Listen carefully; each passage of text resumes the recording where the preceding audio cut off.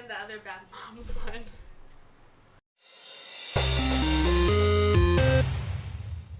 Hey Rad World, Rebekah here. I'm going to try and do this in one take. Hey Rad World, Rebekah Erb here, and welcome back to another episode of Review where I'm going to be talking about a Bad Mom's Christmas. Fucking A.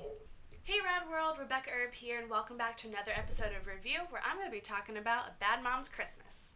A Bad Mom's Christmas, starring Mila Kunis, Kristen Bell, Kathryn Hahn. It's also directed by John Lucas and Scott Moore. A Bad Mom's Christmas follows our underappreciated moms during Christmas, and a lot of shenanigans happen. And also, they get visited by their mothers, and it's pretty great. I love who they casted for their mothers. My personal favorite is Susan Sarandon. Love her. She's amazing, and she actually does a really, really good job. If you've seen the first Bad Moms, then you basically know what to expect. A lot of vulgar humor. Yeah, basically that's really all that you can say to describe this. It's definitely no Bridesmaids. I feel like women are really taking over comedy nowadays, and that's great.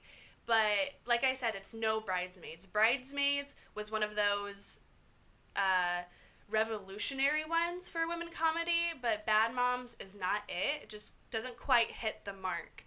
And I will say A Bad Moms Christmas isn't as good as the first one, but it's still pretty funny. It's definitely one that you want to go to the theater with your girlfriends and have a good time. And not only, like, if you haven't seen the first one, if you've seen the trailers to A Bad Mom's Christmas, then you know what you're in for. The trailers don't lie. It's basically what you see in the movie, the same vibe, the same humor. Obviously, there's more vulgarness. I don't know if that's a word, but I'm going to say it. In the actual movie, Kathryn Hahn, oh my goodness gracious. Her character is just so wacky and keeps things just almost like that humor where you're like drinking a cup and is there a word for that? You're drinking a cup, it's like spit humor. We're gonna call it spit humor. I mean, the plot is good enough. You don't. These are the kind of movies that you go to shut your mind off and just have a good time. You're not supposed to put too much thought into these kind of movies. So the plot was good enough. Their moms come to visit and for Christmas, and all havoc and craziness breaks loose. You definitely don't have to see the first one to see this one, but I mean, if you want to know the characters better or get a good idea of what you're in for, then go see the first one, but it's not necessary. And like I said before, I really think the first one is better than A Bad Mom's Christmas, but they seem to push the envelope a little more in this one. All I have to say is the Santa stripper. That's all I have to say. It's I don't have words for it. It's just pretty crazy. Pretty crazy. Kind of funny. Since I've been involved in films and, kind of working behind the scenes, I can see things that might annoy filmmakers in this movie. I mean, not necessarily me per se, but I can see like little tidbits that would annoy your average filmmaker. And I actually said this in my last review for the first Bad Moms, is there's just a few too many music montages, which, I mean, gets the vibes hyped up and people excited, which is great, but they could have done 1, 2, I mean, they're pushing it with 3, and I think they did 4. But anyway, that's not a big deal. It's still fun, kind of makes the movie hyped up a little bit more, and that's great. Not your average Christmas movie. Don't bring your grandma to this. And make sure that your mom, saw the first one or likes these kind of movies. This is not like a mother-daughter date kind of movie. I certainly would not take my mom. There's no way. But if your mom's a cool, chill mom, then totally have a mom-daughter date and you guys will have fun.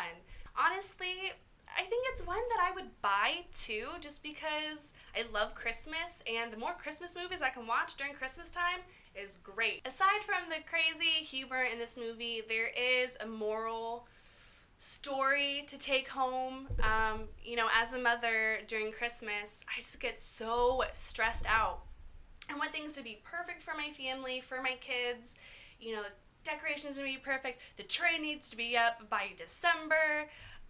Need to get them all of these gifts that they're gonna forget about in the next few months. And you know, this movie kind of talks about that and touches on that you know, as long as you are genuinely spending some quality time with your family and making memories, and that's good enough. And it also kind of touches up on, you know, your family is your only family, and you need to have communication with them and make amends with them, and you know, make sure that they know that they're loved too, because you know, of course, the mothers kind of have a little feud. But yeah, all in all, it's a fun movie. And this is kind of that's the moral, you know, the story that they tell you to fucking A, I was on such a good roll. Shit. Why do I do this? Dan, why do I do this? Bad Moms Christmas. I rate this, I don't know. I think like a 6 or a 7. 6.5. 6.5 out of 10. Why didn't I type up an outro? Quit laughing at me. Thank you so much for tuning in. Not tuning in. They're not tuning in. They're just watching it. But tuning in is more of like a live thing, right? Thank you so much for tuning in, guys. And if you, Tony is out in Vegas filming a movie, Kill Dolly Kill. So be on the lookout for that. You can find the Facebook page, Kill, Dolly 2. And then Matt and Charlie have another replay episode coming out soon, and some good stuff, guys. Thank you so much for tuning in, guys, and if you like this video, please give it a big thumbs up. Subscribe to our channel. All of those buttons are around here somewhere. We got some other cool stuff that you guys could look for. Spoiling Dead. It's a show where we talk about the latest Walking Dead episode. So that goes live every Monday at 6 Central. We also... So thanks for coming.